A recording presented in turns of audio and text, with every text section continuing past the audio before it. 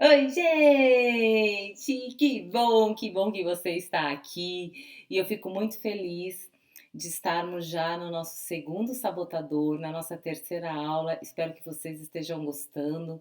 Lá no curso Arte das Relações, nós fizemos módulos um pouco mais longos e nós recebemos muitas participações, algumas sugestões importantes, e dentre elas é que os nossos módulos fossem mais curtinhos para que a gente pudesse dividir melhor nas rotinas e incluir aí no intervalinho e que a gente pudesse otimizar mais os nossos encontros. Então, por isso nós estamos dividindo os nossos vídeos agora em pedacinhos menores para que você possa colocar de acordo com as possibilidades da sua agenda. Vamos então ao nosso segundo sabotador. E o nosso segundo sabotador, nada menos do que um excelente cúmplice para o nosso crítico, o insistente. Quem que é o insistente? É o perfeccionista. Ele tem necessidade de ordem, de organização, tudo levados ao exagero, é longe demais. Ou seja, é aquela característica. Eu posso insistir em algumas coisas em alguns momentos? É óbvio que sim, mas o demasiado é que torna essa característica um sabotador. Ele é pontual demais, metódico demais, perfeccionista demais, irritável, tenso, teimoso, sarcástico, altamente crítico de si mesmo. Olha lá de quem que ele é parceiro. Ele é um dos cúmplices do crítico. E por isso, crítico de si mesmo, dos outros, das circunstâncias, dos resultados. Ele tem forte necessidade de autocontrole, autoconcentração, trabalha além do necessário para compensar a negligência e a preguiça dos outros, altamente sensível às críticas dos outros. Olha que interessante esse perfil, gente. Porque ele pensa que está fazendo certo. Ele pensa que está super colaborando. Por quê? Eu vou fazer mais, eu vou trabalhar mais, porque o outro é negligente. Não é que o outro tem o tempo dele, não é que o outro precisa de fazer com um pouco mais de moderação, com um pouquinho mais de lentidão para que saia melhor. Não, não é isso.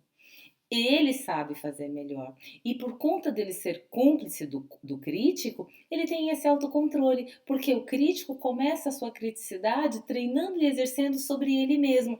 É por isso que o insistente tem esse autocontrole exagerado.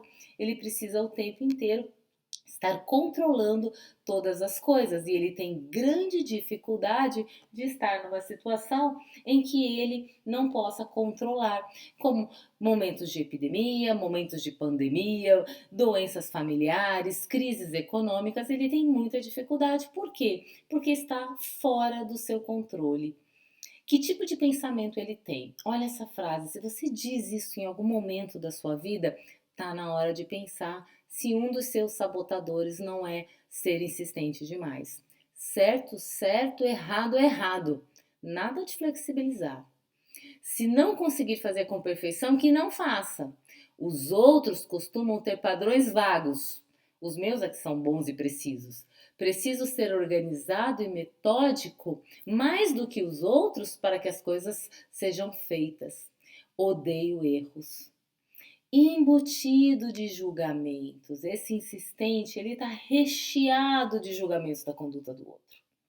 Certo é certo para você. O seu certo é óbvio que é seu, mas o meu certo não é o certo do outro. O meu errado não é o errado do outro. Existem inúmeras formas de dinamizar, flexibilizar esse tipo de julgamento, mas o insistente ele não passa por esses pontos. Ele tem os seus próprios padrões e esses padrões são aplicados por conta dele ser cúmplice do crítico sobre ele, sobre os outros e sobre as circunstâncias. Que tipo de sentimento ele tem? Frustrações é óbvio porque o outro não é ele, o outro está fora do seu controle. Constante decepções, óbvio também. Consigo mesmo e com os outros por não alcançar os altos padrões ou mesmo padrões diferentes que ele adotou. Angustiado por medo dos outros estragarem a ordem e o equilíbrio que ele criou. Ele tem um tom sarcástico e hipócrita, raiva e frustrações contidas. Gente, é óbvio que nós não vamos ter todas essas características gritantes, até porque a gente sabe que não pode ser arrogante com o outro. É feio. A gente sabe que não pode ser sarcástico, irônico o tempo inteiro. Então você dá só uma arranhadinha, porque a gente já tem o traquejo social, nós temos o trato social.